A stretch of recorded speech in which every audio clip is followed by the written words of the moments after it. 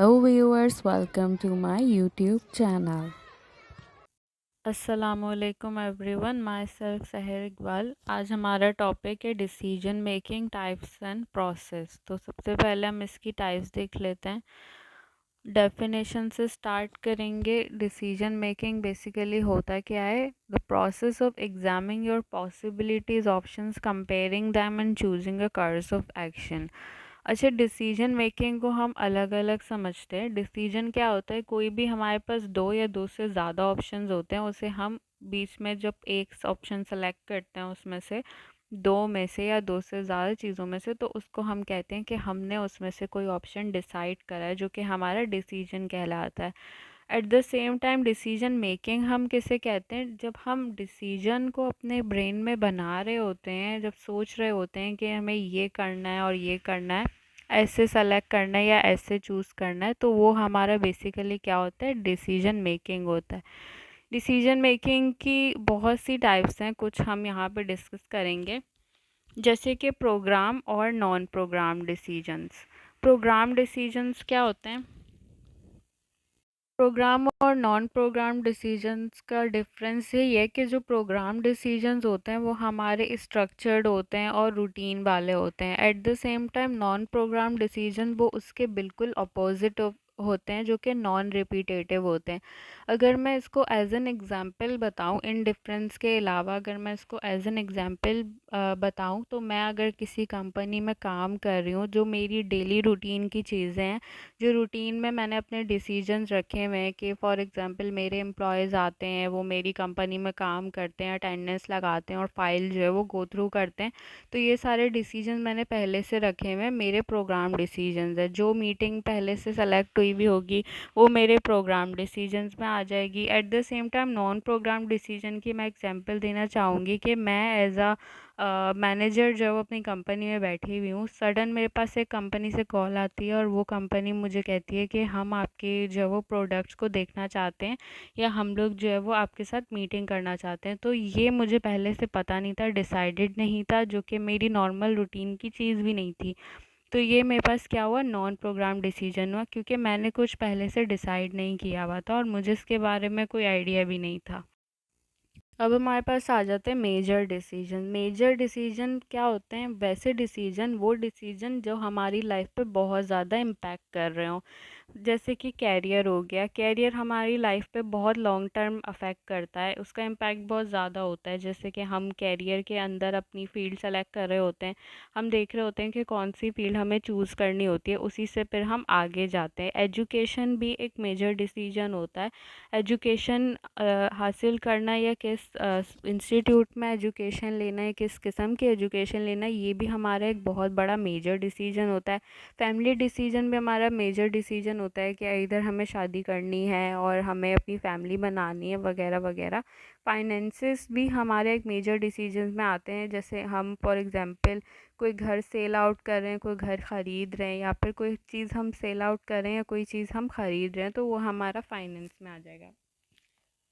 Relationships भी हमारा एक मेजर डिसीजन होता है, क्योंकि रिलेशनशिप बिल्ड करना और फिर उसको संभाले रखना और फिर जिम्मेदारियां संभालना, वो भी एक मेजर डिसीजन में आता है। इस तरह और भी बाकी डिसीजंस आ जाते हैं, जैसे रेलोकेशन, सेल्फ डिस्ट्रक्शन, के सिगरेट पी के अपने आप को तबाह करना, या फिर सेल्फ डेवलपमेंट, अपने आप को खुद ही से बनाना, चीज़ें एक्सेप्ट करना, चेंज करना, या फिर जो है वो कहीं ट्रैवल करना, हॉलीडे स्पेंड करना, नई चीज़ों को सीखना। तो ये सारी चीज़ें हमारी क्या होती हैं? मेजर डिसीजंस होती हैं, जो हमारी लाइफ पे बहुत लॉन्ग टर्म इम्पैक्ट करती हैं।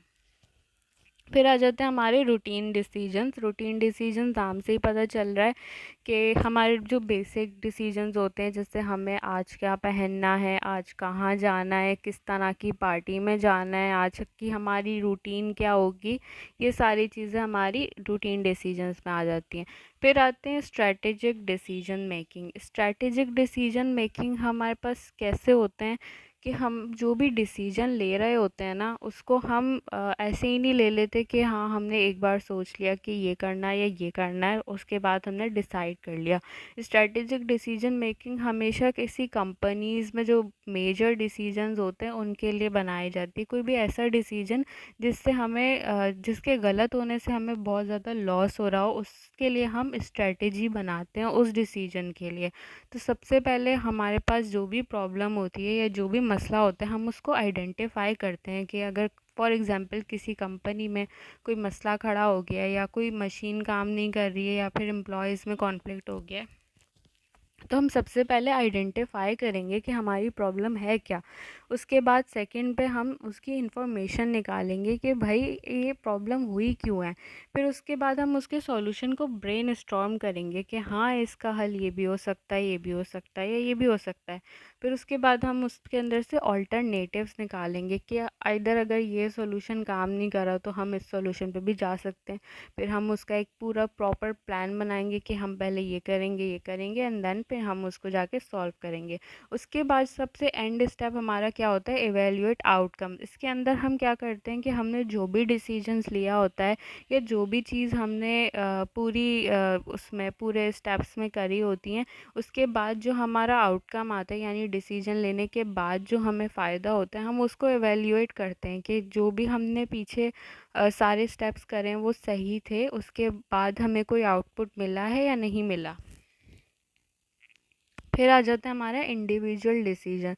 इंडिविजुअल डिसीजन किस तरह के होते हैं, जो हमारे अपने खुद के डिसीजंस होते हैं, जो हम अपने ही उससे लेते हैं।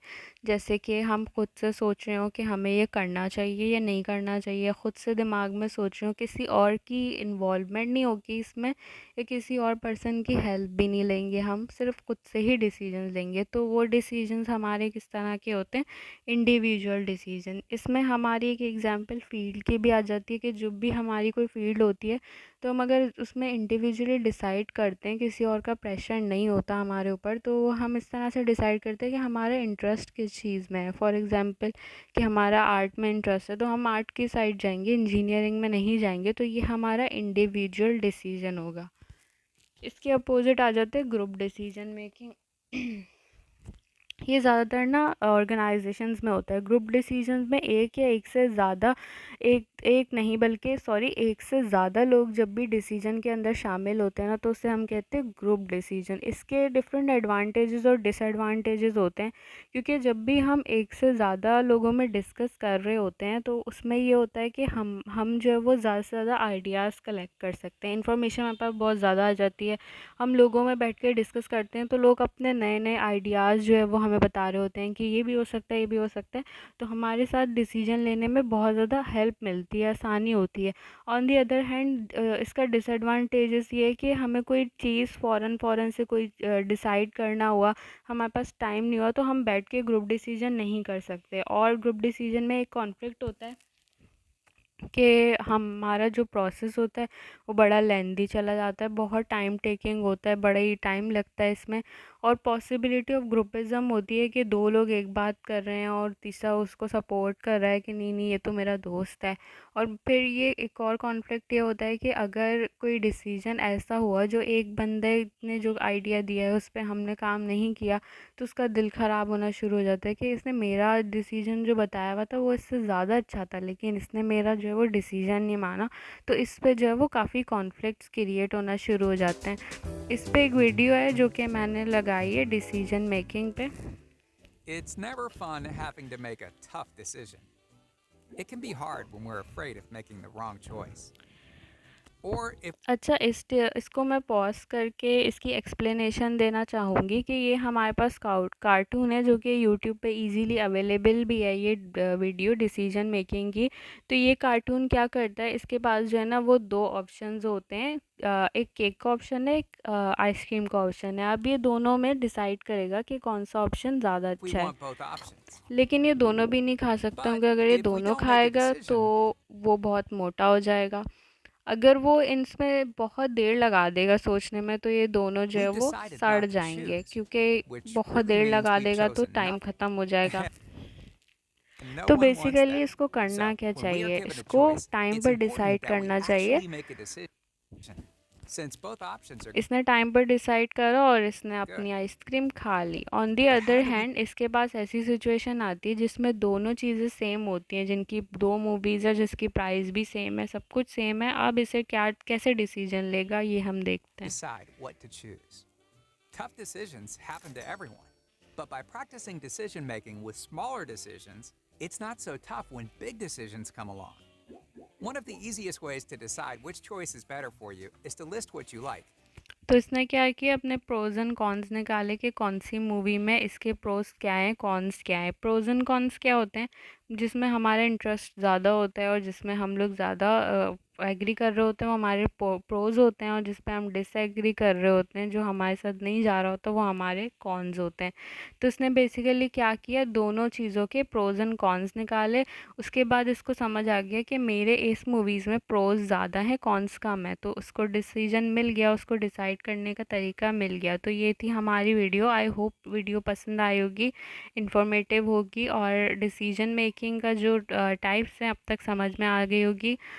इंशाल्लाह नेक्स्ट वीडियो में डिसीजन मेकिंग के प्रोसेस से कंटिन्यू करेंगे। Can you please like my video and subscribe my channel. Thank you so much. अल्लाह हाफ़िज़।